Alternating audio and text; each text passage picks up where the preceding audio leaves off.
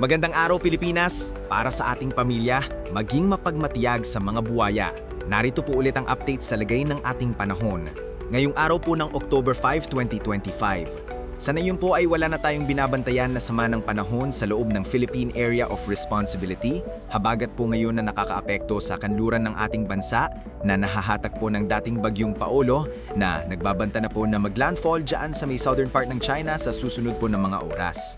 At maliban sa dating bagyong Paolo ay may isa pa na bagyo sa labas naman ng PAR sa may southern part ng Japan. Pero sa ngayon po ay bumaba na ang tsansa niya na papasok sa PAR. At sa ating long-range forecast, wala pong nakikita na bagyo na tatawid dito sa ating bansa for the next 2 weeks, pero asahan pa rin natin na magbago ang forecast na ito. Kaya patuloy po tayong mag-antabayan sa mga susunod po na updates. At sa atin naman pong wind map forecast, posible ang amihan ay maramdaman na ang mahinang bugso nito dyan sa may extreme northern Luzon sa ikalawang linggo po ng Oktubre. At sa lagay ng ating panahon ngayong madaling araw dahil sa habagat at mga localized thunderstorm, ay may mga isolated rains sa ilang bahagi lamang ng Palawan, Sursugon, Masbate, Samar Provinces, Leyte, Bohol, Negros, Cebu, Caraga, Cagayan de Oro, Zamboanga Peninsula at Sulu Archipelago.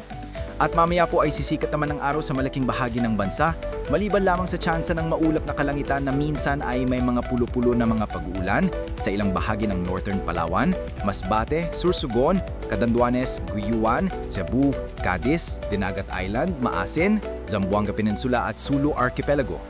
At mamayang hapon po maayos pa rin naman ang panahon sa malaking bahagi ng bansa, maliban lamang sa tsansa ng maulap na kalangitan na minsan ay may mga pulo-pulo na panandalian ng mga pag-uulan sa ilang bahagi.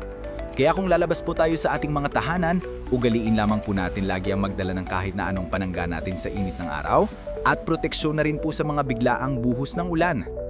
At sa atin naman pong mga baybayin, wala naman po tayong nakataas na gale warning signals pero iba yung pag-iingat lamang po kung papalao tayo para po mas makaiwan sa mga sakunang pangkaragatan.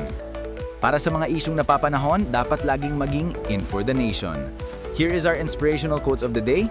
Matuto kang pumikit ng hindi mainggit, hindi yung lait ka ng lait. Ang pait! Isumbong ang mga buwaya, ingat kabayan!